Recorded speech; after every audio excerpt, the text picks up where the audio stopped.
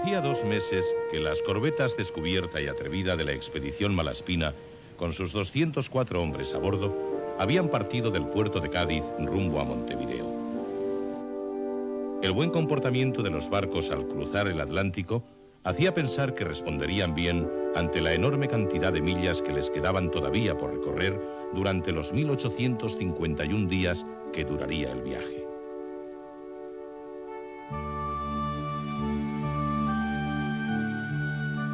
En el capítulo anterior veíamos cómo Carlos III aprobaba el proyecto presentado por Alejandro Malaspina para realizar una expedición científica y política recorriendo los confines del imperio. El comandante formó un selecto equipo en el que se encontraban los más prestigiosos marinos y naturalistas del momento e hizo construir 2 corbetas que en aquel tiempo suponían lo más avanzado en tecnología naval. El 30 de julio de 1789, la expedición zarpó de Cádiz rumbo a Montevideo. La salida de la gran regata Colón 92 sirvió de muestra para imaginar lo que podría ser la partida en siglos pasados de la flota de Indias. El equipo de televisión española se embarcó también en una goleta de dimensiones parecidas a las corbetas Descubierta y Atrevida.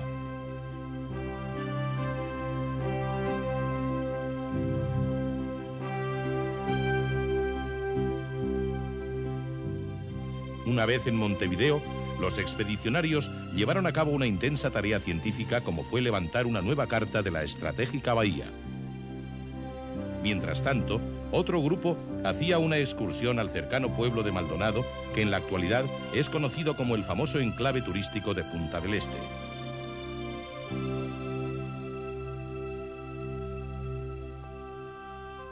Los expedicionarios se dirigen ahora a Buenos Aires para visitar al virrey y levantar la carta del peligroso Río de la Plata. Sus aguas, dulces y marrones, cargadas de sedimentos, escondían peligrosos bancos de arena en donde los marinos estuvieron a punto de naufragar. Buenos Aires era la capital del virreinato del Río de la Plata. Así dibujaron los pintores de Malaspina la ciudad que crecía vertiginosamente engullendo todo el país. Aún hoy, el más serio problema de Argentina es que más de 1/3 de su población vive en la capital. El expresidente de la República, doctor Raúl Alfonsín, tuvo la amabilidad de recibir al equipo. Con su siempre riguroso y ameno discurso, destacó la claridad del análisis político de Malaspina, que ya intuyó lo fácil que podía desmoronarse el mito de la riqueza argentina. Recuerdo que Malaspina hablaba de lo que hoy día sigue siendo considerado como nuestra principal riqueza, la carne, la leche, la lana. Y recuerdo precisamente que en este último viaje que hice a España me preguntaban cómo es posible que un país tan rico como la Argentina tenga tantos problemas económicos. Y yo les contestaba, es que no somos ricos. La pampa húmeda, que es nuestra riqueza principal, vale menos en la bolsa de Tokio que la Japan Airlines. Con 200 cuadros de Van Gogh se compra la pampa húmeda porque los precios han caído, porque hay un orden económico internacional injusto que permanentemente produce el deterioro de los términos del intercambio. Tantas cosas podríamos decir de quienes como Malaspina se lanzan a la búsqueda de la realidad. Y sería bueno que en los tiempos actuales muchos economistas de Europa, muchos políticos de Europa, muchos gobernantes de Europa comprendieran también y buscaran a cabalidad la realidad de esta región para que sumaran su esfuerzo a la búsqueda de un nuevo orden internacional. La Pampa, tierra húmeda que parió una nación. Sus inagotables pastos hicieron del ganado su riqueza y del gaucho, su poblador, un mito. Como el cowboy norteamericano independiente y libre, se convirtió en el símbolo de una nación. El gaucho, carne morena curtida a esfuerzo y a sol, arisco y solitario, llegaría a ser, si no un ideal de hombre, sí un tipo de varón, estampa local que hizo patria. Su dominio del caballo asombró a los expedicionarios. entregados al caballo, ya no se detienen por inconveniente alguno. La noche y el día les son indiferentes. Los arneses del caballo son sus camas y su descanso el solo paraje a donde se dirigen.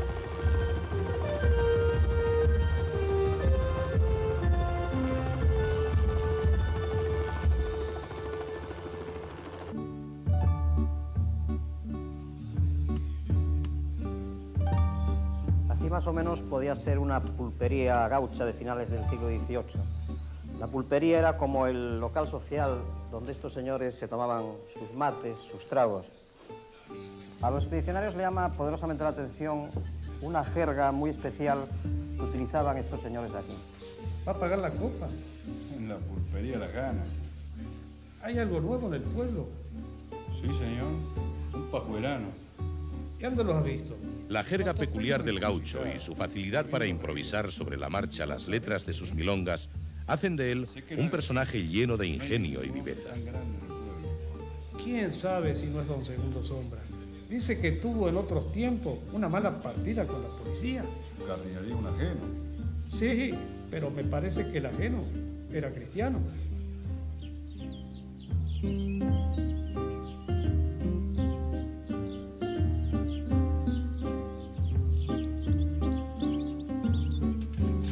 Jinete y caballo se fundieron como un centauro y las formas gauchescas convivieron con los harapos del peón y los ricos trajes del estanciero recubiertos de plata y orgullo.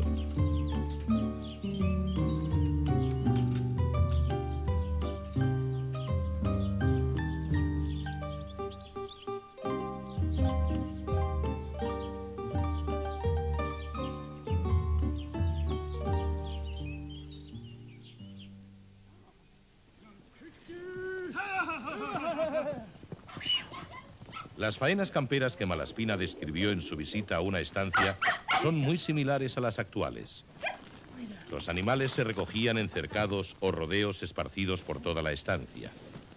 Unos pocos hombres eran suficientes para realizar todo el trabajo.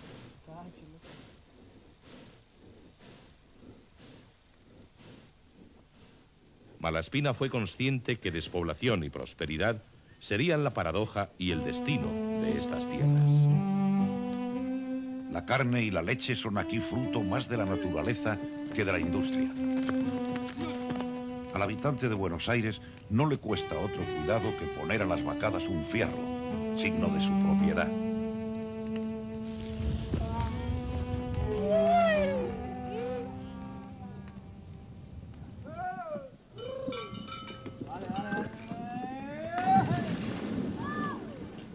Malaspina comparó la pampa húmeda con las grandes praderas de Norteamérica.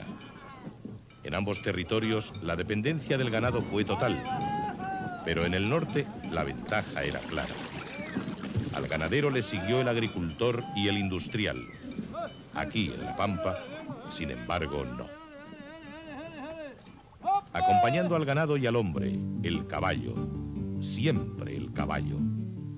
A fines del siglo XVIII era tan común que hasta los pobres pedían limosna a caballo.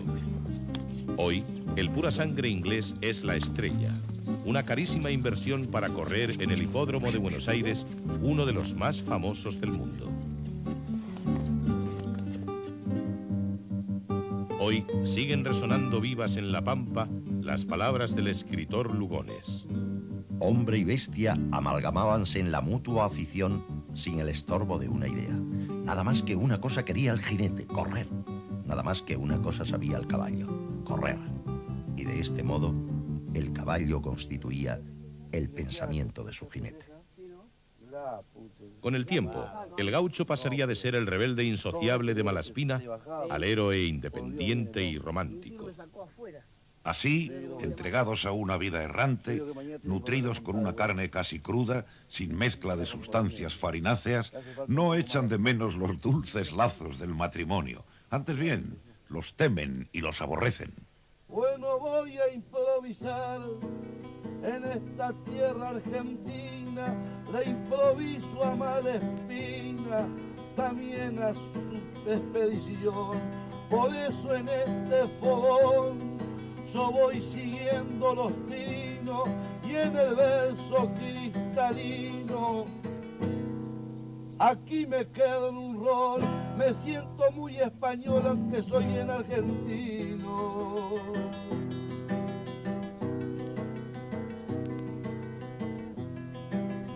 Y hablando de Malespina, ese viejo explorador que anduvo su corazón galopando en la Argentina, en estas tierras divinas, en una forma muy fiel, le está cantando Ismael a todito ese paisaje. A medida que nos adentramos hacia el sur, siguiendo la ruta de la expedición, el paisaje se va endureciendo, marcado por la despoblación. Volamos a la península Valdez, lugar único en el mundo para la observación de los mamíferos marinos. Navegando por estas costas, Malaspina se asombra de la abundancia de ballenas y verá en su explotación comercial la única salida para poblarla.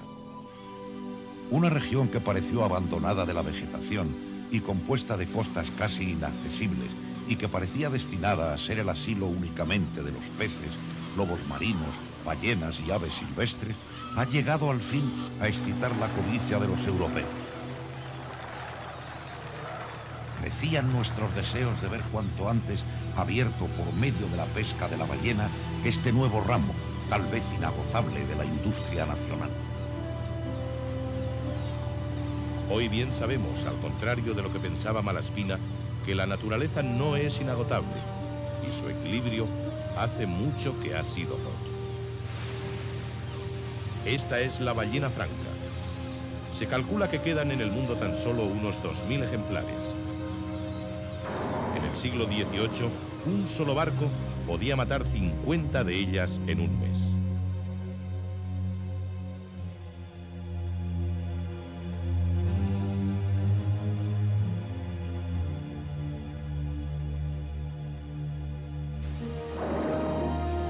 Uno no puede menos que emocionarse al tener tan solo a un par de metros al animal más grande de la naturaleza, pero a la vez tan indefenso y vulnerable a una acción depredadora del hombre.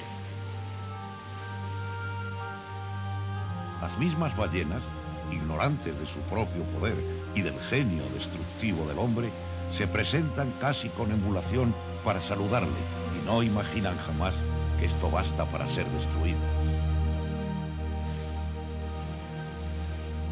La caza de mamíferos marinos se perfilaba como el gran motor económico para esta región. La grasa de las vacas marinas iluminaba las lámparas de la lejana Europa. La piel del lobo marino de 2 pelos se cotizaba en Rusia y China a precio de oro, y de la ballena, como del cerdo, se aprovechaba todo. Aquí se encuentra uno de los pocos costeaderos continentales de lobos marinos, lo que permite su observación y detenido estudio. También nos permite contemplar a su enemigo más peligroso, la orca o ballena asesina.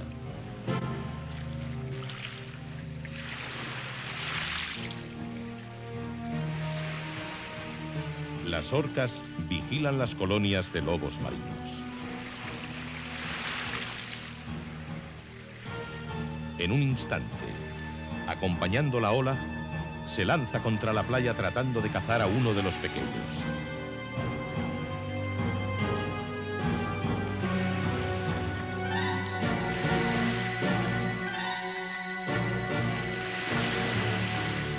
Debe calcular muy bien el impulso para no quedar varada en la playa, lo que significaría su muerte.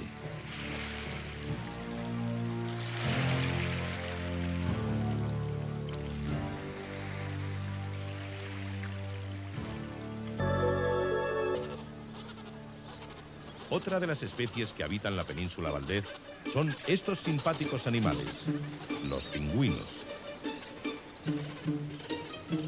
Estas aves, con su aire de refinado despiste, fueron mudos testigos de este largo proceso que ha llevado al hombre occidental de la codicia a la inevitable responsabilidad ecológica. Estamos en plena época de reproducción y la playa de Punta Tombo se puebla de una colonia de más de 600.000 individuos.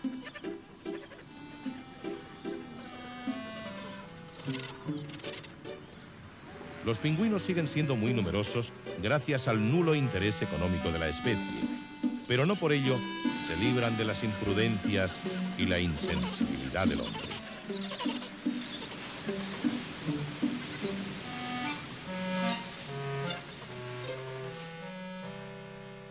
Aves muertas por empetrolamiento. Es a causa de que los buques petroleros ilegalmente lavan sus cisternas en alta mar, afectando gravemente a toda la vida marina, plancton, peces, aves y mamíferos. El equipo continúa su viaje hacia el sur por esta sobrecogedora Patagonia. En toda esta región, los científicos se dedicaron a levantar la cartografía de la costa. Hoy, muchos de estos lugares llevan los nombres de los miembros de la expedición. Estamos en la zona de Bahía Bustamante y Caleta Malaspina, lugares que se dominan así por expedicionarios españoles que hace 200 años llegaron aquí a la zona. Tenemos Bahía Bustamante aquí a mi izquierda y Caleta Malaspina de este lado. En este lugar, en Bahía Bustamante, hay una población de unas 150 personas que se dedican a la recolección de algas marinas, en la cual yo también participo, y Caleta Malaspina, que también pasa a integrar lo que es recolección de algas, donde los expedicionarios recalaron para guarnecerse de las tormentas. Es un lugar muy abrigado para las embarcaciones, y más en esa época que no había nada en la zona. Las corbetas continuaron su navegación hacia el sur hasta Puerto Deseado, uno de los mejores fondeaderos de toda la costa.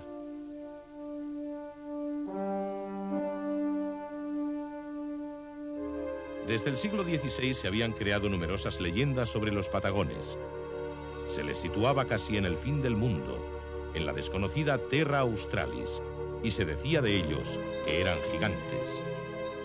Malaspina quiso aclarar este misterio. Las diferentes relaciones que se han dado de estos habitantes por los viajeros y las grandes disputas suscitadas entre los sabios de Europa sobre la existencia de una nación de gigantes nos hacía desear vivamente el salir de estas dudas. Durante varios días, los naturalistas recogieron su vocabulario, describieron sus costumbres y los pintores de la expedición los dibujaron.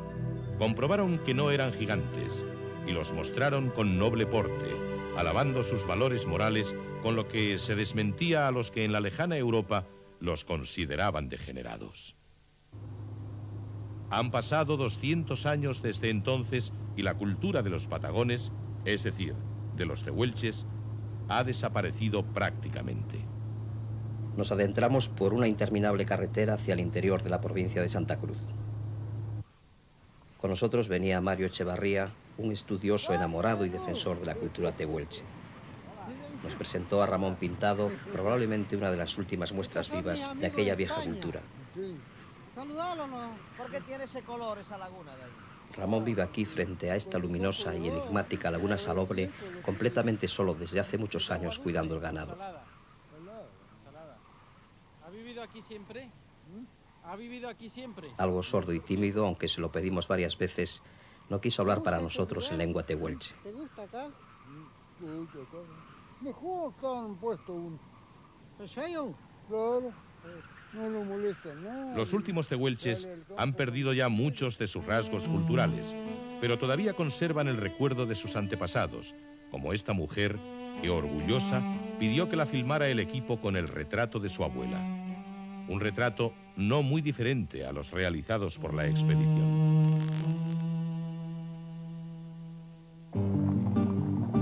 En la actualidad, la mayoría de los tehuelches son mestizos y trabajan como peones en las grandes estancias.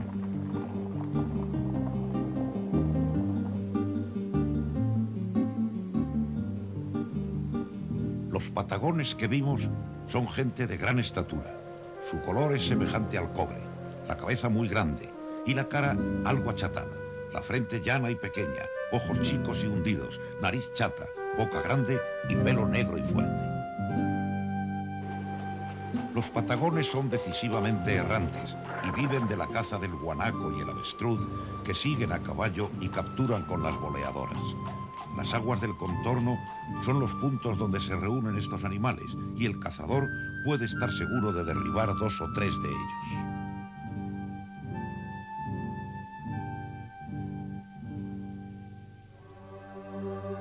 Dentro de esta impresionante inmensidad, pudimos comprobar la exactitud de la observación de Melville cuando afirmó que la Patagonia era la metáfora de la contemplación de lo infinito.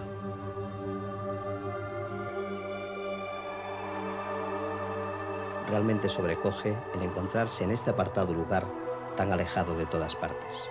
Quizás en pocos lugares del mundo se pueda observar la redondez de la Tierra tan bien como aquí. Dicen que a veces el fuerte viento suele llevar a la locura, y algo de esto debió ocurrirle a nuestro operador cuando a través del visor de la cámara quiso captar la infinitud que nos envolvía.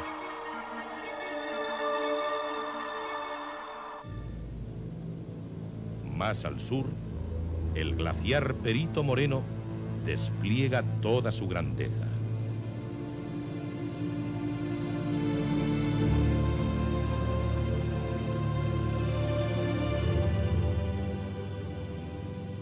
La transparencia de la luz, el silencio que lo envuelve, el pálido color del lago argentino sobrecoge a quienes se acercan hasta aquí a la espera de contemplar uno de sus frecuentes desprendimientos.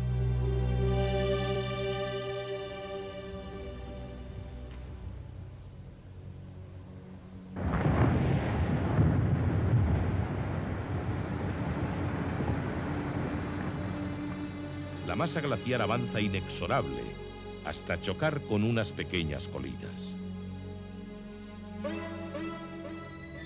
El glaciar actúa como una gigantesca presa natural entre los 2 lagos, soportando un creciente empuje. Cuando esta presión llega al límite, el glaciar termina por ceder. Es entonces cuando podemos contemplar uno de los espectáculos más impresionantes que se dan en la naturaleza.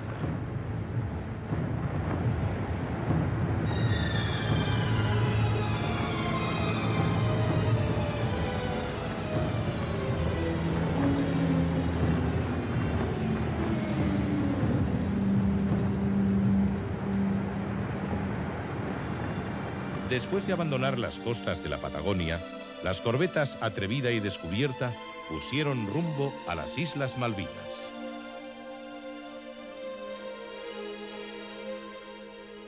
En los confines del Atlántico Sur se encuentra el archipiélago de las Malvinas o Falkland. Más de 50 islas con una superficie equivalente a la provincia de Granada.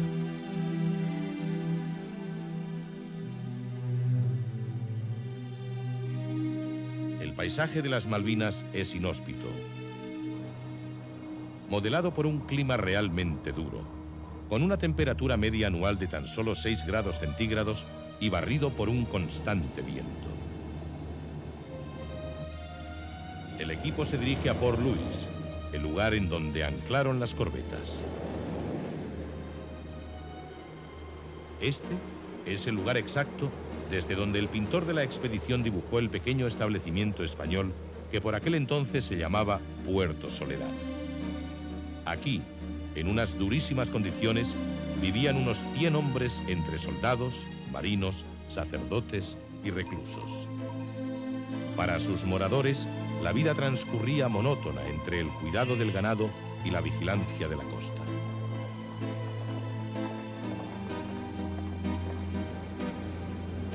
Cuando queremos acercarnos a la costa norte para observar a los pingüinos reales, nos encontramos que de pronto se acaba el camino transitable y tenemos que meternos por el agua para costear hasta encontrar la continuación.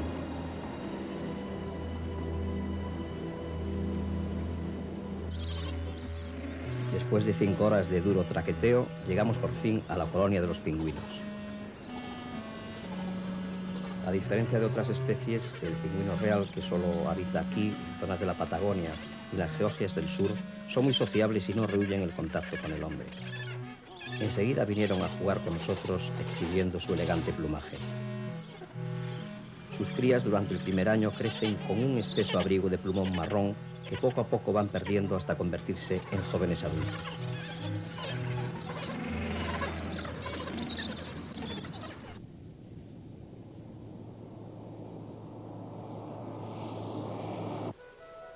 La capital de las Islas Malvina o Falkland es la pequeña población de Port Stanley.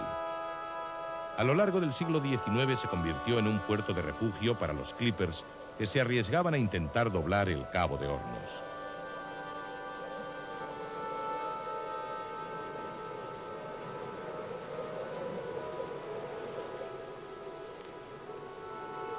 Durante estos casi 150 años, el tiempo transcurrió entre el olvido de Londres y la vida aislada en las estancias, marcada por la dureza del clima. Esto fue así hasta que el 2 de abril de 1982, 150 soldados argentinos tomaron la capital. Unas décadas antes de Malaspina, España se había enfrentado con la Gran Bretaña por la posesión de estas islas. En 1770, los ingleses cedieron frente a España, pero en esta ocasión teniendo a Argentina como enemigo. Gran Bretaña puso en marcha toda su maquinaria de guerra. El desenlace es conocido por todos. 1.500 muertos, más de 2.000 heridos y la conciencia occidental nuevamente humillada al comprobar que la barbarie acecha y está presente siempre entre nosotros.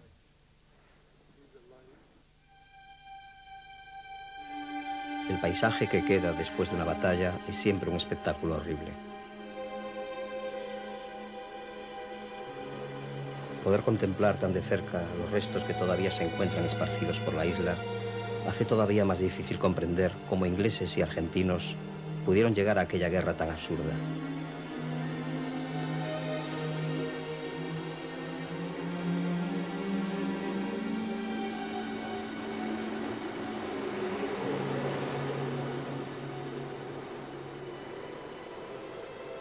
Con la guerra, el mundo volvió la mirada a este olvidado lugar.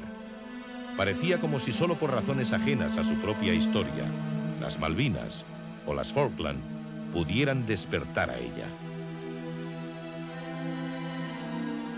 Los restos de la guerra duermen junto con piezas del pasado remoto, el aparente inocente sueño de los museos.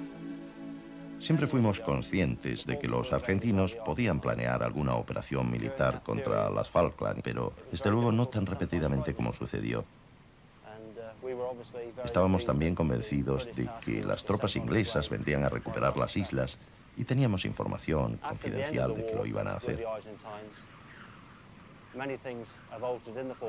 Muchas cosas han cambiado en las Falkland y ahora tratamos de tener una existencia pacífica con otros países. Si los argentinos rindieran sus derechos sobre las Falkland y nos dejaran vivir en paz, seríamos más felices y volveríamos a hablar con ellos. Considero que la guerra esta ha sido un baño de sangre, un sello de sangre, entre 150 años de reclamaciones diplomáticas y un futuro comprometido. Nunca vamos a renunciar a las Malvinas. Y además les digo, las Malvinas fueron españolas, fueron argentinas y fueron inglesas por la fuerza. Por esa consolidación de los ingleses no se va a lograr nunca. Primero porque están muy lejos. Segundo porque los kelpers no pueden crecer y además los consideramos argentinos y los vamos a tratar como se merecen, es decir, como dueños de las tierras que tienen ahora, aunque sean tierras usurpadas.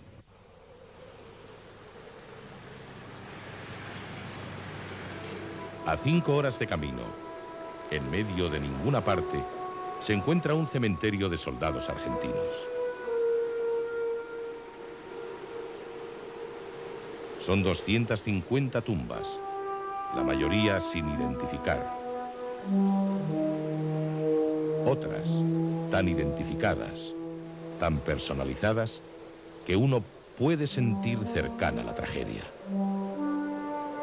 En las Islas Malvinas hay 250 muertos, en las aguas aledañas otros 50, y en el fondo del océano, a casi 4.000 metros de profundidad, hay 321 hombres dentro de un casco, muy viejo pero muy querido por nosotros, el crucero General Belgrano. Nunca vamos a olvidar a estos muertos. Hay una obligación de todos los argentinos de seguir luchando por las Malvinas todo el tiempo que sea necesario hasta que vuelvan a ser nuestras. Una vez que los argentinos fueron expulsados, los campos de minas que dejaron continúan activados por toda la isla, ya que nunca han aparecido los planos de su instalación. Los kelpers, como así se llama a los habitantes de las islas, vivirán con la incertidumbre del peligro y, lo que es más grave, todos los días, al ver las alambradas, tendrán que recordar que aquí hubo una vez una guerra.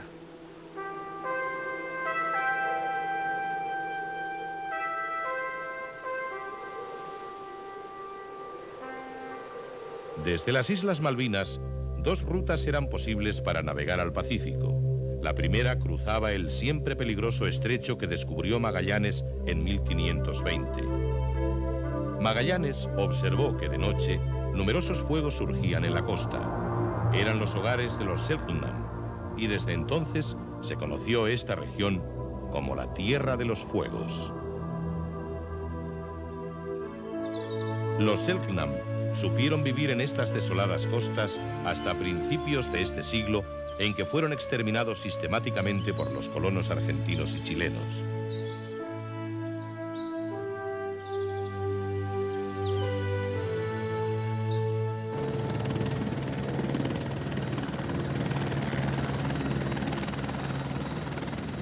Hoy son otros fuegos los que dan vida a esta región. Las llamas de las plataformas petrolíferas que se encuentran emplazadas por todo el estrecho. Explotado comercialmente desde 1945, el petróleo, como en otras muchas zonas del globo, ha sido el motor de desarrollo. Una región que nunca se creyó pudiera ser colonizada es hoy, sin embargo, y gracias a esta riqueza natural, una de las más prósperas de Chile.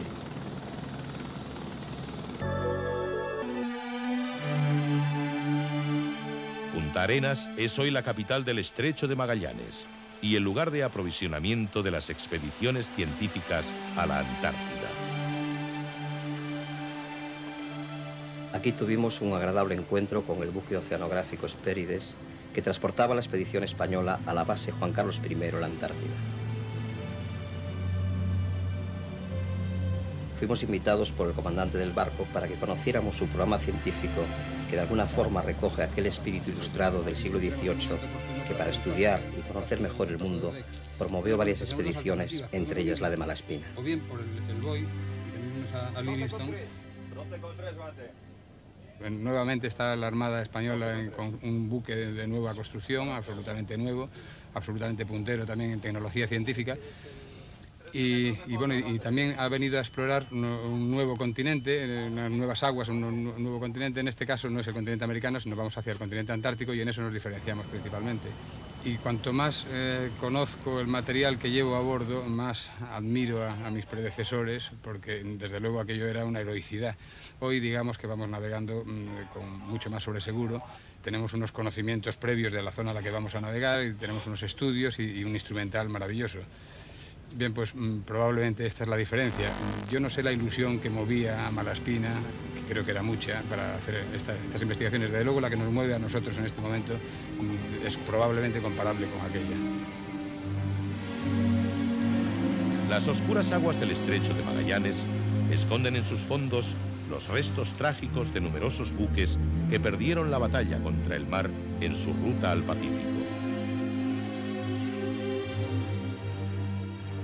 Sus aguas son hoy un cementerio marino que atrae y fascina por su historia.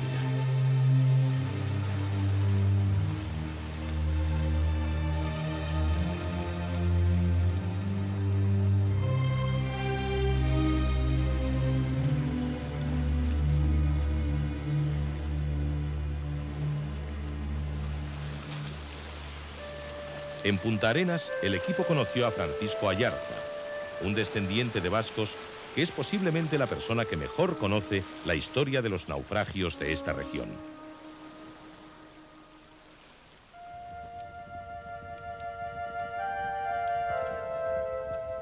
Buzo profesional, ha participado en múltiples incursiones submarinas en estas aguas a la búsqueda de restos de navíos de los que ha conseguido rescatar numerosas piezas.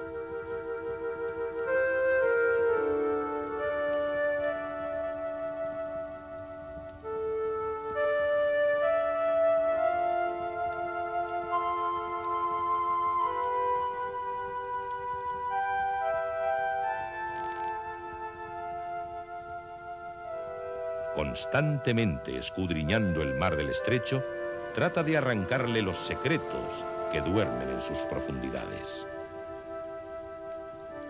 De esta gran cantidad de naves desaparecidas bajo las aguas del estrecho, he tenido la oportunidad de localizar varios de estos naufragios. Después de 1520, fueron varios los navíos españoles que en su intento de descubrir nuevas tierras en estos sectores, también naufragaron en las aguas del Estrecho de Magallanes. Ayarza no quiso que nos fuéramos del estrecho sin que la acompañáramos en una inmersión en estas aguas y sintiéramos esa sensación difícil de expresar que se tiene al aproximarse a la historia en las profundidades del mar.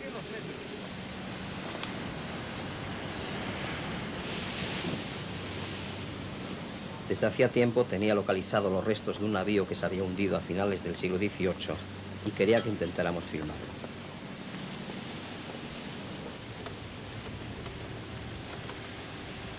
Ayarza cuenta para sus exploraciones submarinas con un sofisticado equipo.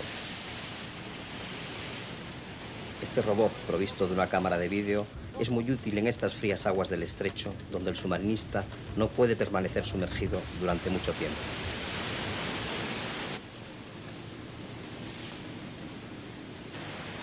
Cada vez que incursionamos bajo el mar, percibimos una cantidad de sensaciones.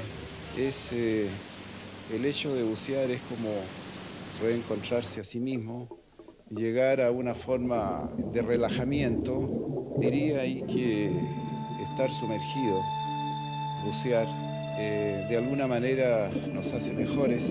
El hallazgo con cascos que naufragaron en épocas pretéritas también conlleva una serie de sensaciones muy especiales. En muchos casos no deja el buceador de emocionarse ante el encuentro de estos naufragios, pero me parece que hay una connotación también de algún tipo dramático, el hecho de encontrarse a boca de jarro con retazos de la historia y de alguna manera hacer que estos hechos cobren vigencia en el momento que el buceador se enfrenta a ellos.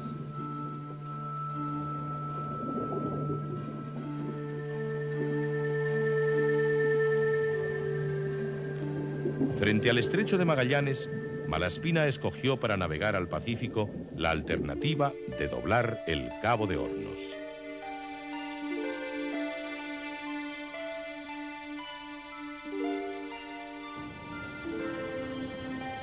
El equipo del programa se dirige a la ciudad de Ushuaia para intentar también cruzar a vela el Cabo de Hornos.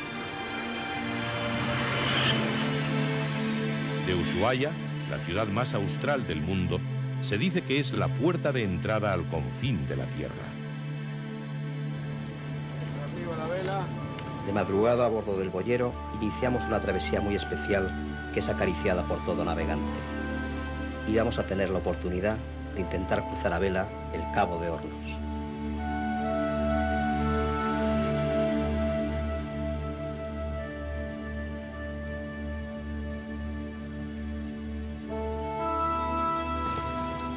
Nerviosismo, emoción y, por qué no reconocerlo, un poco de miedo, es lo que sentíamos al poner rumbo a la gran roca de granito donde soplan los vientos más infernales del mundo.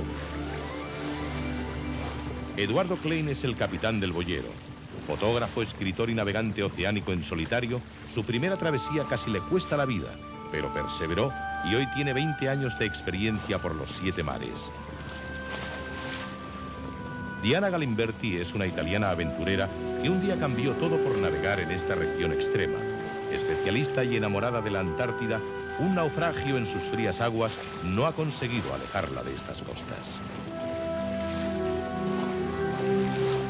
La derrota prevista transcurre por el canal del Beagle, que había sido explorado en 1830 por el joven naturalista Charles Darwin.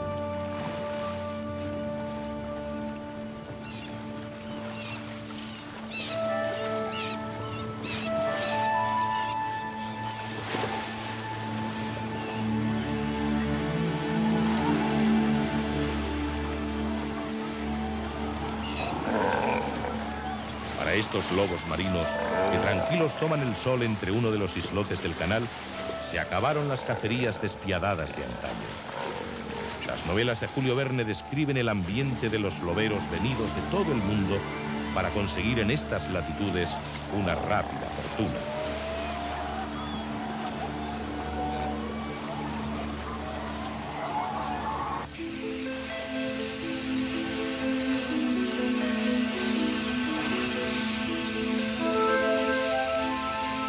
La navegación transcurre plácidamente, pero los restos de un naufragio reciente recuerdan que la dureza de esta región no es solo historia romántica.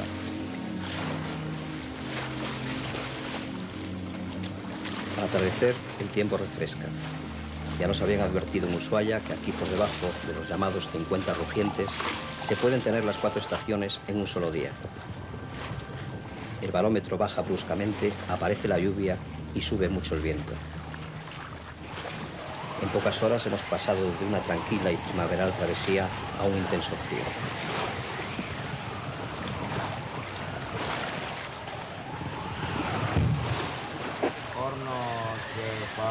El parte atmosférico de la estación naval chilena del Cabo de Hornos confirma lo que ya nos temíamos. Transmito pronóstico del tiempo Cabo de Hornos. Viento del norte al noroeste de 30 a 40 nudos. Estado del mar 4,5 a 6 metros. Apreciación válida próximas 24 horas. Circulación ciclónica. Ante la fuerte subida del viento, arriamos las velas y decidimos cambiar los planes. Buscamos en la carta algún punto que nos permita refugiarnos mientras amainaba el temporal.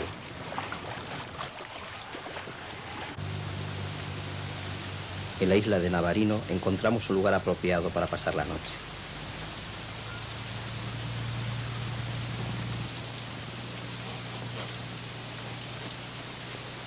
Bueno, esto que nos ha ocurrido hoy es bastante normal en esta zona del Cabo de Hornos, donde los vientos tan fuertes, predominantes en la zona, obligan a uno a refugiarse en una caleta a esperar el buen tiempo para cruzarlo.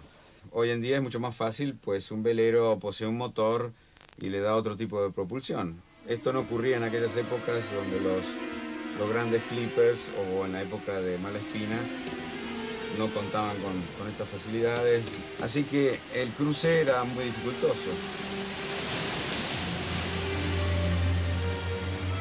Las 300 millas que hay que navegar para cruzar del Atlántico al Pacífico por el Cabo de Hornos son posiblemente las más difíciles que se pueden encontrar en todos los mares de la Tierra.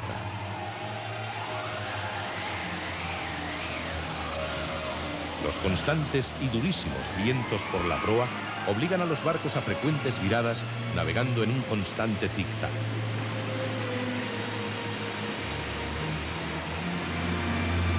Muchos buques se perdían por la avería de sus instrumentos o por errores en la estima, quedando a la deriva.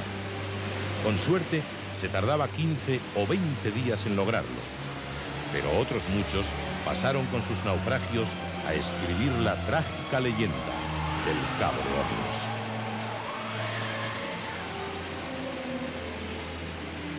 Mañana intentaremos entonces volver a la zona del Cabo de Hornos, pasando por el paso Richmond, luego cruzamos la bahía de Nassau, es alrededor de unas 50 millas, y vamos a hacer el cruce de este a oeste, que sería la forma más difícil, pero también la más segura, pues los vientos predominantes son del oeste y en caso de tener mal tiempo, podríamos fácilmente refugiarnos nuevamente.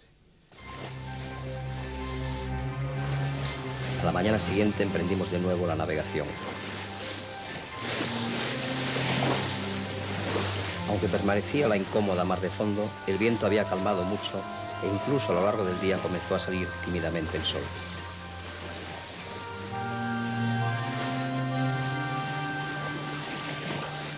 Y por fin se presentó ante nosotros el ansiado Cabo de Hornos. Bueno, ahí ves, ya se está viendo el mítico Cabo de Hornos. Ese hito tan esperado por todo navegante que cruzaba desde un océano a otro, ¿no? Se pasaba del Atlántico al Pacífico, viceversa. No siempre lo pasarían con la suerte que hemos tenido nosotros No, el día de hoy, ¿no? Hoy es un día excepcional.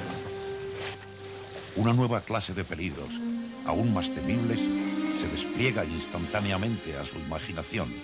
Campos inmensos de escollos de hielo amenazan la frágil nave. La situación del navegante en aquellos mares y en unas regiones tan distantes de las que le vieron nacer es sin duda alguna de las más extraordinarias que pueden acontecerle. Una sola mirada hacia las costas más cercanas le recuerdan en una complicada perspectiva el naufragio, el frío, el hambre y la soledad. Bueno, anda, salud, Juan, hombre. Aunque sabíamos que haber cruzado el Cabo de Hornos tan cerca del promontorio era algo únicamente testimonial, ya que los verdaderos peligros se encuentran más abajo por donde viajan a la deriva los icebergs, todos brindamos según obliga la costumbre marinera. De ahora en adelante podríamos disfrutar de por vida de los 3 privilegios que la tradición otorga a aquel navegante que dobla al Cabo de Hornos: orinar contra el viento, llevar pendiente en la oreja y no descubrirse ante los reyes.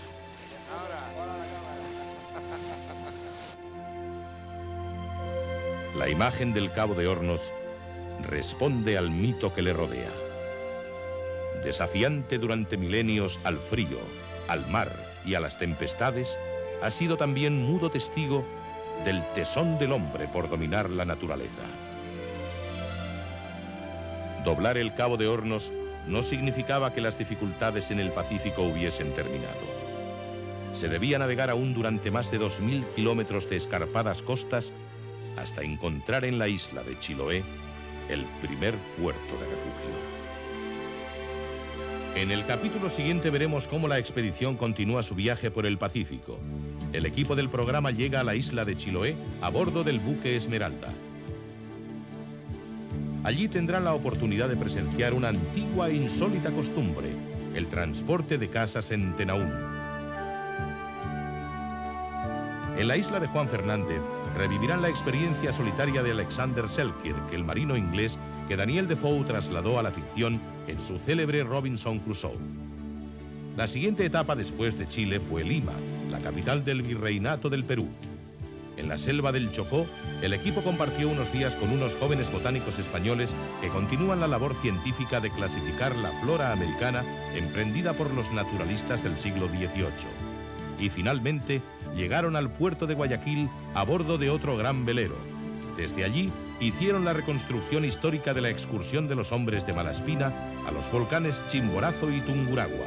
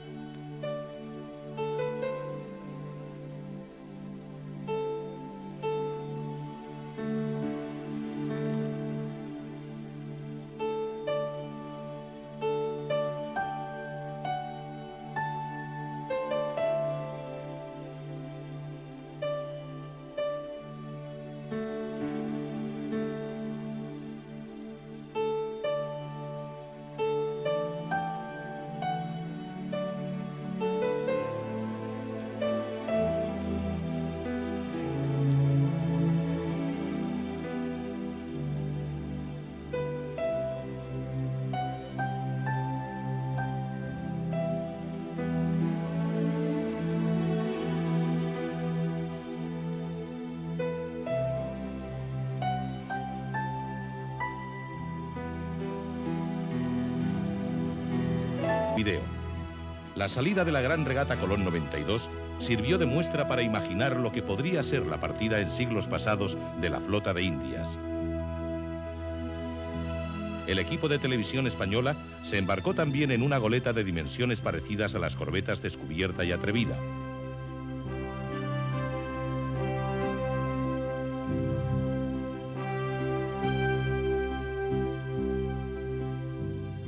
Una vez en Montevideo, los expedicionarios llevaron a cabo una intensa tarea científica como fue levantar una nueva carta de la estratégica bahía. Mientras tanto, Otro grupo hacía una excursión al cercano pueblo de Maldonado, que en la actualidad es conocido como el famoso enclave turístico de Punta del Este.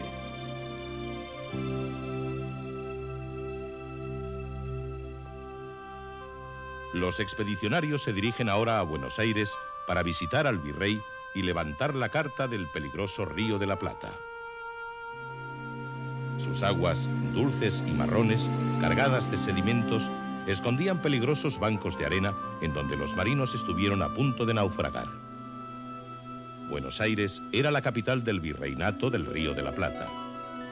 Así dibujaron los pintores de Malaspina la ciudad que crecía vertiginosamente engullendo todo el país. Aún hoy, el más serio problema de Argentina es que más de un tercio de su población vive en la capital. El expresidente de la República, doctor Raúl Alfonsín, tuvo la amabilidad de recibir al equipo. Con su siempre riguroso y ameno discurso, destacó la claridad del análisis político de Malaspina, que ya intuyó lo fácil que podía desmoronarse el mito de la riqueza argentina. Recuerdo que Malaspina hablaba de lo que hoy día sigue siendo considerado como nuestra principal riqueza, la carne, la leche, la lana.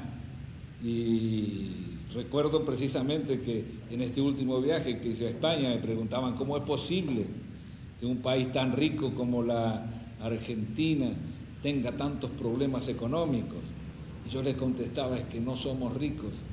La pampa húmeda, que es nuestra riqueza principal, vale menos en la bolsa de Tokio que la Japan Airlines. Con 200 cuadros de Van Gogh se compra la pampa húmeda, porque los precios han caído, porque hay un orden económico internacional injusto que permanentemente produce el deterioro de los términos del intercambio. Tantas cosas podríamos decir de quienes como Malaspina se lanzan a la búsqueda de la realidad.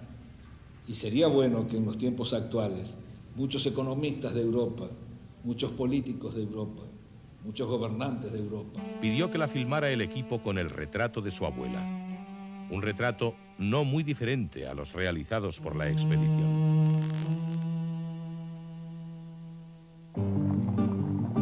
En la actualidad, la mayoría de los tehuelches son mestizos y trabajan como peones en las grandes estancias.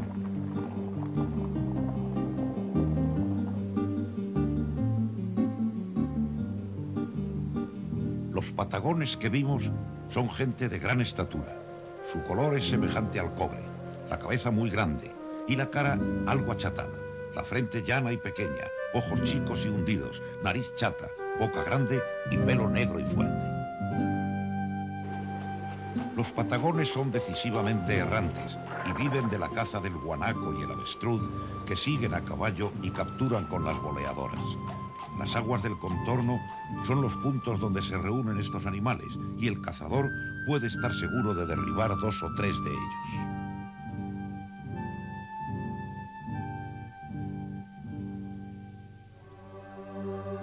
Dentro de esta impresionante inmensidad, pudimos comprobar la exactitud de la observación de Melville cuando afirmó que la Patagonia era la metáfora de la contemplación de lo infinito.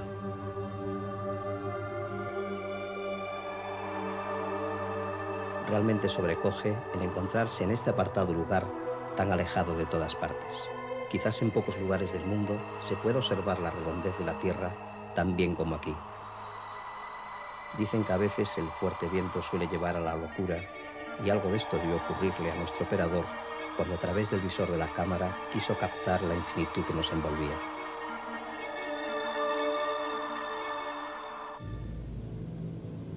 Más al sur, el glaciar Perito Moreno despliega toda su grandeza.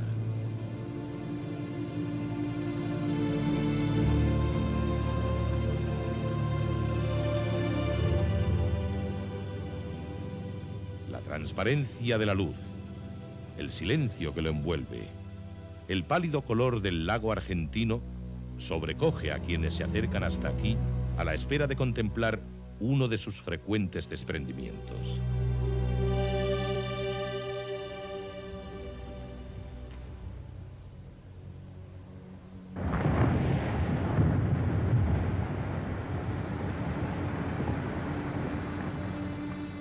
masa glaciar avanza inexorable hasta chocar con unas pequeñas colinas. El glaciar actúa como una gigantesca presa natural entre los dos lagos, soportando un creciente empuje. Cuando esta presión llega al límite, el glaciar, la caza de mamíferos marinos se perfilaba como el gran motor económico para esta región. La grasa de las vacas marinas iluminaba las lámparas de la lejana Europa. La piel del lobo marino de 2 pelos se cotizaba en Rusia y China a precio de oro, y de la ballena, como del cerdo, se aprovechaba todo. Aquí se encuentra uno de los pocos costeaderos continentales de lobos marinos, lo que permite su observación y detenido estudio. También nos permite contemplar a su enemigo más peligroso, la orca o ballena asesina.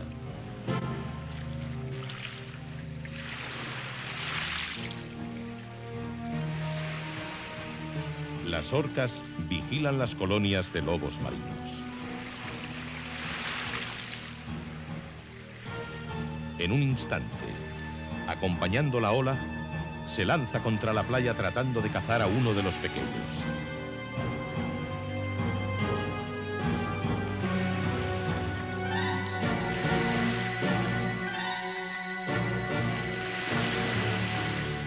Debe calcular muy bien el impulso para no quedar varada en la playa, lo que significaría su muerte.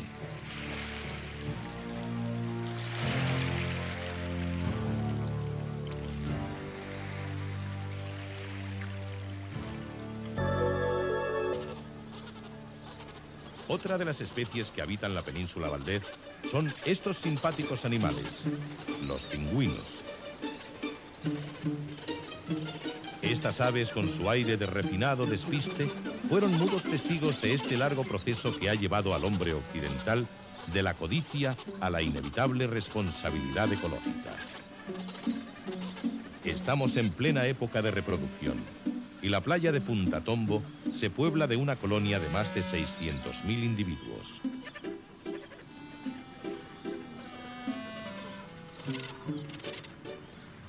Los pingüinos siguen siendo muy numerosos gracias al nulo interés económico de la especie, pero no por ello se libran de las imprudencias y la insensibilidad del hombre.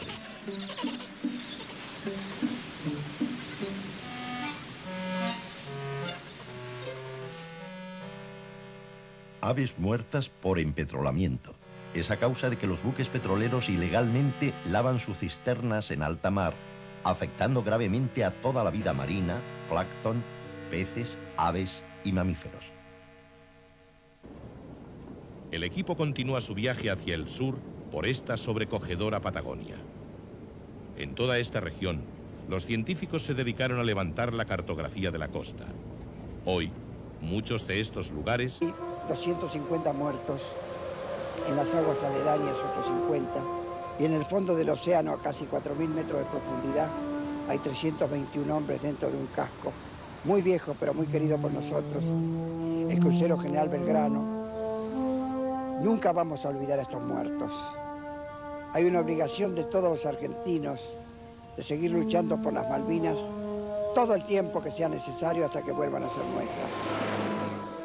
Una vez que los argentinos fueron expulsados, los campos de minas que dejaron continúan activados por toda la isla, ya que nunca han aparecido los planos de su instalación. Los kelpers, como así se llama a los habitantes de las islas, vivirán con la incertidumbre del peligro y, lo que es más grave, todos los días, al ver las alambradas, tendrán que recordar que aquí hubo una vez una guerra.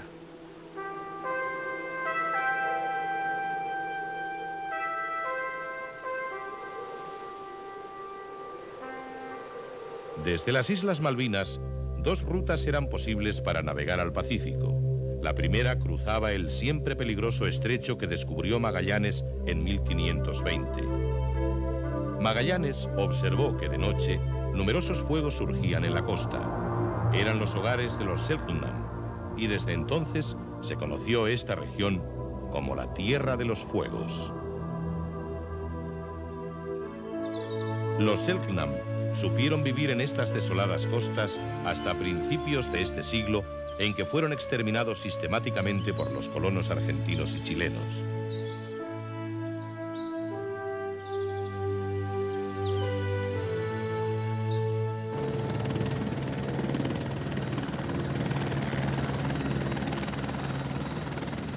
Hoy son otros fuegos los que dan vida a esta región. Las llamas de las plataformas petrolíferas que se encuentran emplazadas por todo el estrecho. Explotado comercialmente desde 1945, el petróleo, como en otras muchas zonas del globo, ha sido el motor de desarrollo. Una región que nunca se creyó pudiera ser colonizada es hoy, sin embargo, y gracias a esta riqueza natural, una de las más prósperas de Chile.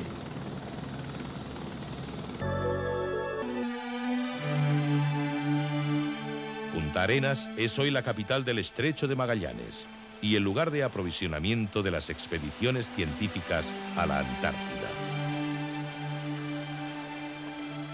Aquí tuvimos un agradable encuentro con el buque oceanográfico Hespérides, que transportaba la expedición española a la base Juan Carlos I en la Antártida. Fuimos invitados por el comandante del... Es decir, de quienes como mala espina se lanzan a la búsqueda de la realidad. Y sería bueno que en los tiempos actuales muchos economistas de Europa, muchos políticos de Europa, muchos gobernantes de Europa comprendieran también y buscaran a cabalidad la realidad de esta región para que sumaran su esfuerzo a la búsqueda de un nuevo orden internacional. La Pampa, tierra húmeda que parió una nación. Sus inagotables pastos hicieron del ganado su riqueza y del gaucho, su poblador, un mito. Como el cowboy norteamericano independiente y libre, se convirtió en el símbolo de una nación. El gaucho, carne morena curtida a esfuerzo y a sol, arisco y solitario, llegaría a ser, si no un ideal de hombre, sí un tipo de varón, estampa local que hizo patria. Su dominio del caballo asombró a los expedicionarios. Entregados al caballo, ya no se detienen por inconveniente alguno. La noche y el día les son indiferentes. Los arneses del caballo son sus camas y su descanso el solo paraje a donde se dirigen.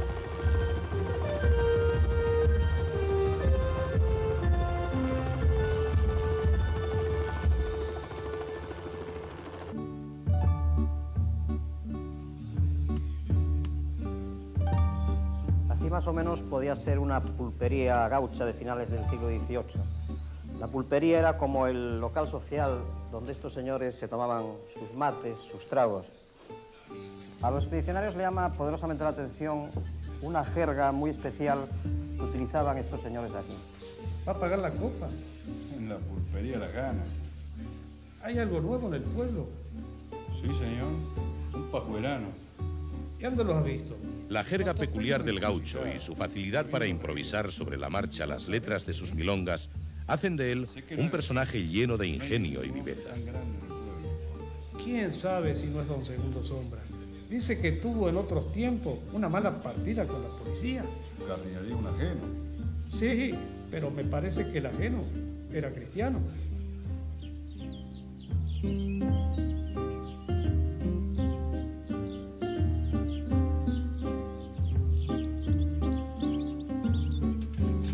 Jinete y caballo se fundieron como un centauro y las formas gauchescas convivieron con los harapos del peón y los ricos trajes del estanciero recubiertos de plata y orgullo.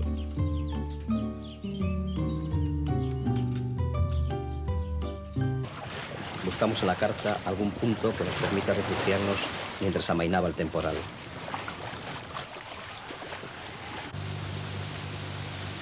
En la isla de Navarino encontramos un lugar apropiado para pasar la noche.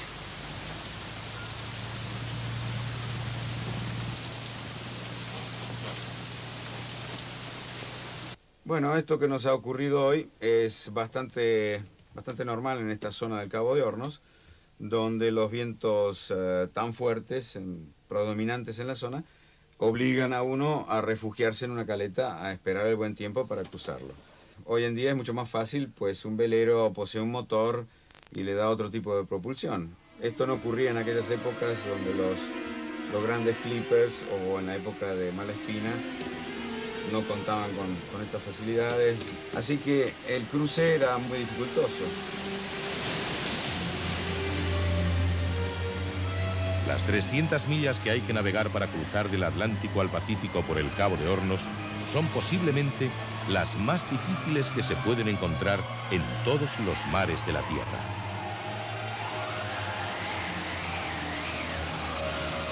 Los constantes y durísimos vientos por la proa obligan a los barcos a frecuentes viradas, navegando en un constante zigzag.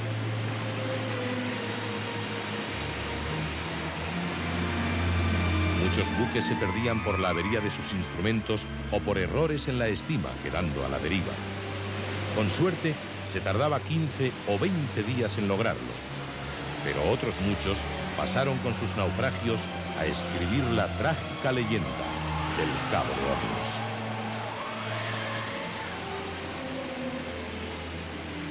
Mañana intentaremos entonces volver a la zona del Cabo de Hornos, pasando por el paso Richmond, luego cruzamos la bahía de Nassau, es alrededor de unas 50 millas, y vamos a hacer el cruce de este a oeste, que sería la forma más difícil, pero también la más segura, pues los vientos predominantes son del oeste y en caso de tener mal tiempo, podríamos fácilmente refugiarnos nuevamente. A la mañana siguiente emprendimos de nuevo la navegación. Aunque permanecía la incómoda mar de fondo, el viento había calmado mucho e incluso a lo largo del día comenzó a salir tímidamente el sol.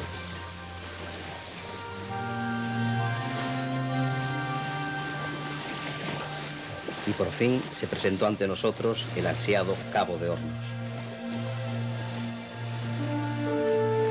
Bueno, ahí ves, ya se está viendo el mítico Cabo de Hornos, ese hito tan esperado. En el Atlántico Sur se encuentra el archipiélago de las Malvinas o Falkland. Más de 50 islas con una superficie equivalente a la provincia de Granada.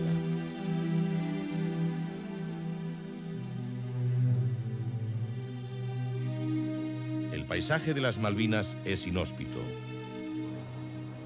modelado por un clima realmente duro, con una temperatura media anual de tan solo 6 grados centígrados y barrido por un constante viento. El equipo se dirige a Port Louis, el lugar en donde anclaron las corbetas. Este es el lugar exacto desde donde el pintor de la expedición dibujó el pequeño establecimiento español que por aquel entonces se llamaba Puerto Soledad. Aquí, en unas durísimas condiciones, vivían unos 100 hombres entre soldados, marinos, sacerdotes y reclusos. Para sus moradores, la vida transcurría monótona entre el cuidado del ganado y la vigilancia de la costa.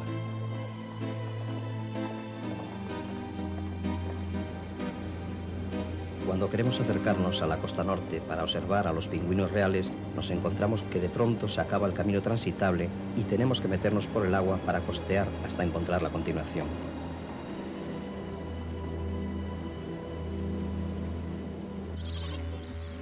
Después de 5 horas de duro traqueteo, llegamos por fin a la colonia de los pingüinos. A diferencia de otras especies, el pingüino real, que solo habita aquí, en zonas de la Patagonia y las Georgias del sur, son muy sociables y no rehuyen el contacto con el hombre.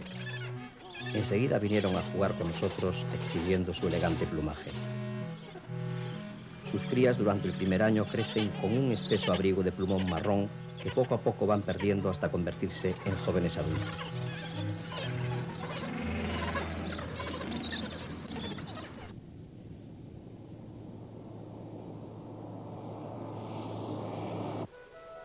La capital de las Islas Malvina o Falkland es la pequeña población de Port Stanley. A lo largo del siglo XIX se convirtió en un puerto de refugio para los clippers que se arriesgaban a intentar doblar el Cabo de Hornos.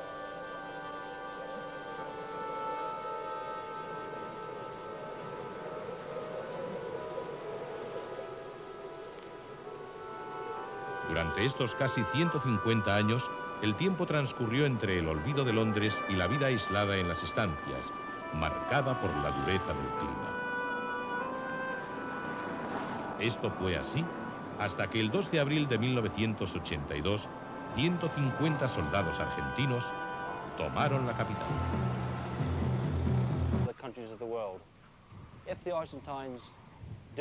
Si los argentinos rindieran sus derechos sobre las Falkland y nos dejaran vivir en paz, seríamos más felices y volveríamos a hablar con ellos. Considero que la guerra esta ha sido un baño de sangre, un sello de sangre, entre 150 años de reclamaciones diplomáticas y un futuro comprometido. Nunca vamos a renunciar a las Malvinas. Y además les digo, las Malvinas fueron españolas, fueron argentinas y fueron inglesas por la fuerza. Por esa consolidación de los ingleses no se va a lograr nunca. Primero porque están muy lejos. Segundo porque los kelpers no pueden crecer y además los consideramos argentinos y los vamos a tratar como se merecen, es decir, como dueños de las tierras que tienen ahora, aunque sean tierras usurpadas.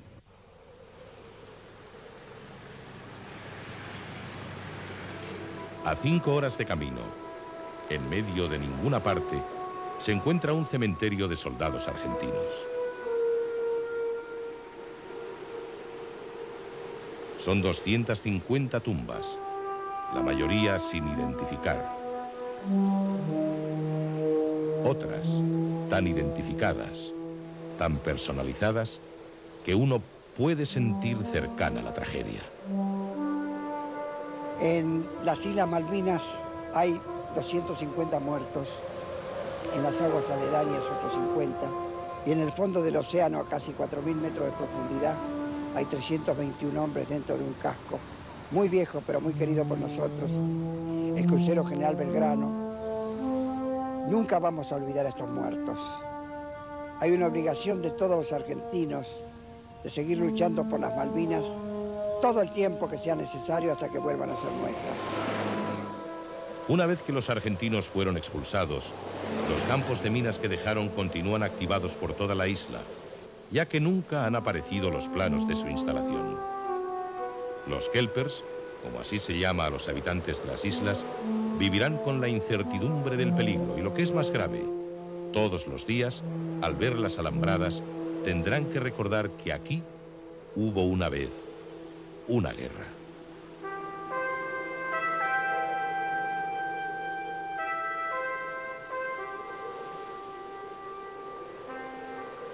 Desde las Islas Malvinas, 2 rutas eran posibles para navegar al Pacífico. La primera cruzaba el siempre peligroso estrecho que descubrió Magallanes en 1520. Magallanes observó que de noche numerosos fuegos surgían en la costa. Eran los hogares de los Selknam, y desde entonces se conoció esta región como la Tierra de los Fuegos.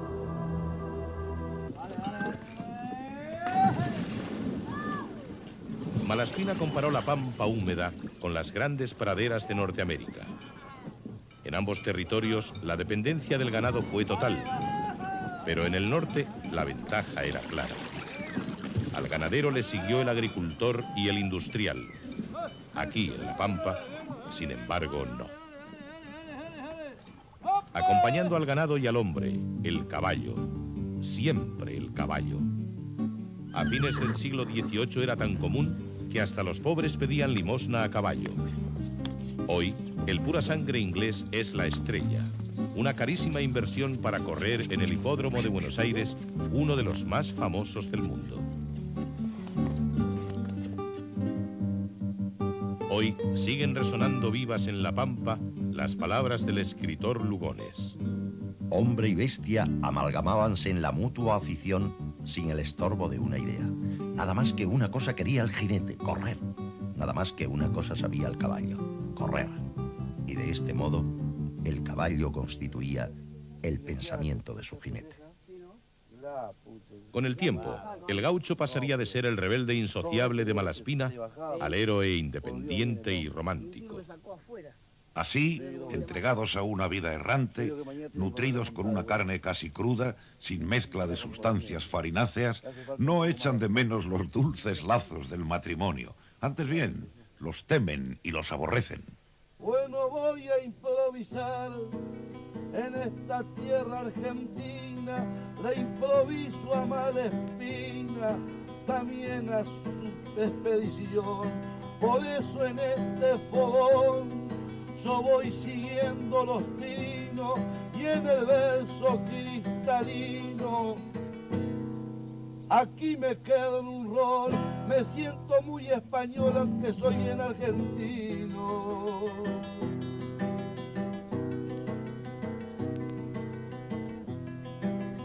Y hablando de Malespina,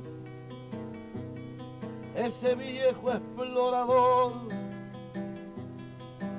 que anduvo su corazón galopando en la Argentina, en estas tierras divinas, en una forma muy fiel, le está cantando Ismael a todito ese paisaje. A medida que nos adentramos hacia el sur, siguiendo la ruta de la expedición, el paisaje se va endureciendo, marcado por la despoblación.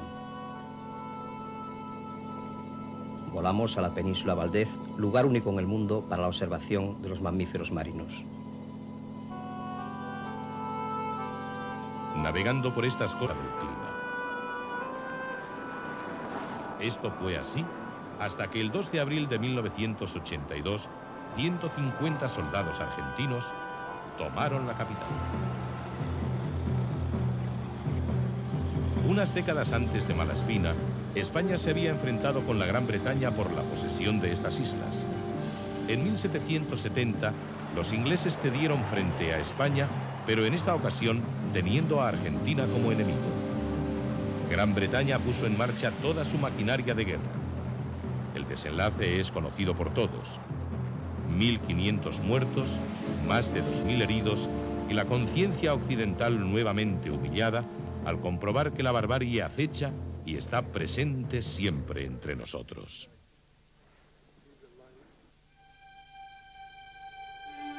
El paisaje que queda después de una batalla es siempre un espectáculo horrible. Poder contemplar tan de cerca los restos que todavía se encuentran esparcidos por la isla hace todavía más difícil comprender cómo ingleses y argentinos pudieron llegar a aquella guerra tan absurda.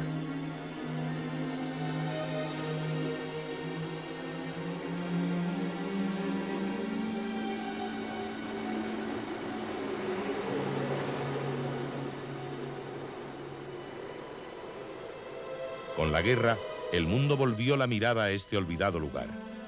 Parecía como si solo por razones ajenas a su propia historia, las Malvinas o las Falkland pudieran despertar a ella. Los restos de la guerra duermen junto con piezas del pasado remoto, el aparente inocente sueño de los museos. Siempre fuimos conscientes de que los argentinos podían planear alguna operación militar contra las Falkland, pero desde luego no tan repetidamente como sucedió. Estábamos también convencidos de que las tropas inglesas vendrían a recuperar las islas y teníamos información confidencial de que lo iban a hacer. Muchas cosas han cambiado en las Falkland y ahora tratamos de tener una existencia pacífica con otros países. Si los argentinos rindieran sus derechos sobre las Falkland y nos dejaran vivir en paz, seríamos más felices y volveríamos a hablar con ellos. Considero que la guerra esta ha sido un baño de sangre, un sello de sangre, entre 150 años de reclamaciones diplomáticas y un futuro comprometido. Nunca vamos a renunciar a las Malvinas. Y además les digo, las Malvinas fueron españolas, fueron argentinas y fueron inglesas por la fuerza, por esa consolidación de los ingleses. Hacer que estos hechos cobren vigencia en el momento que el buceador se enfrenta a ellos.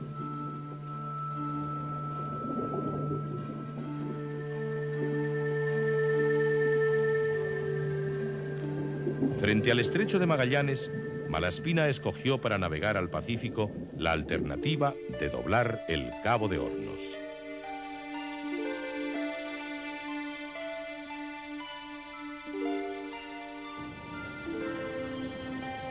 El equipo del programa se dirige a la ciudad de Ushuaia para intentar también cruzar a vela el Cabo de Hornos. De Ushuaia, la ciudad más austral del mundo, se dice que es la puerta de entrada al confín de la Tierra. Arriba la vela. De madrugada, a bordo del boyero, iniciamos una travesía muy especial que es acariciada por todo navegante. Íbamos a tener la oportunidad de intentar cruzar a vela el Cabo de Hornos.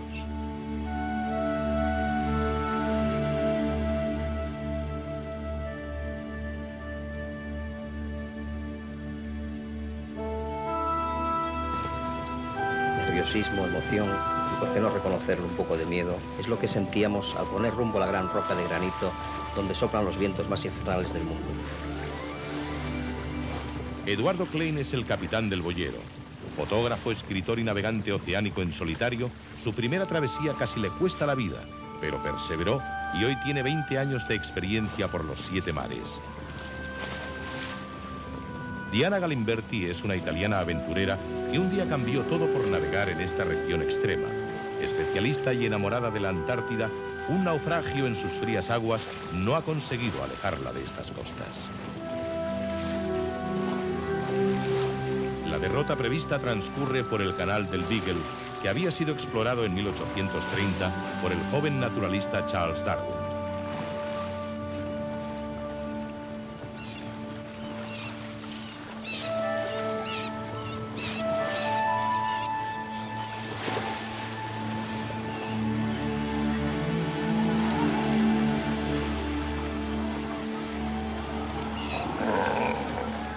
Para estos lobos marinos, que tranquilos toman el sol entre uno de los islotes del canal, se acabaron las cacerías despiadadas de antaño.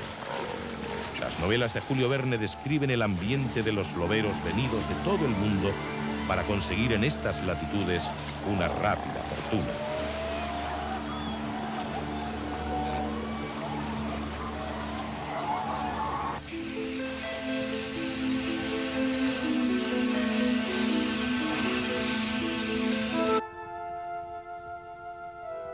Constantemente escudriñando el mar del estrecho, trata de arrancarle los secretos que duermen en sus profundidades. De esta gran cantidad de naves desaparecidas bajo las aguas del estrecho, he tenido la oportunidad de localizar varios de estos naufragios.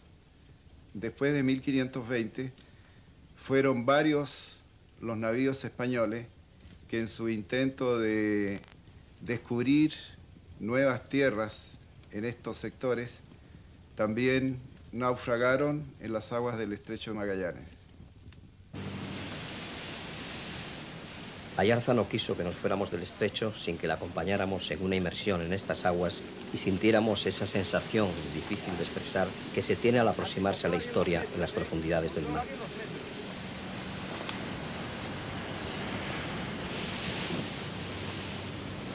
Desde hacía tiempo tenía localizado los restos de un navío que se había hundido a finales del siglo XVIII y quería que intentáramos filmarlo.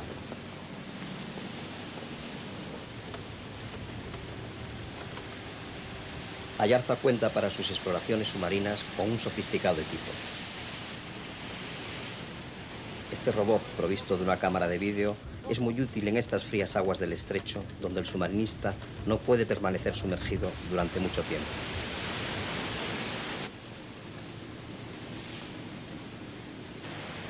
Cada vez que incursionamos bajo el mar, percibimos una cantidad de sensaciones.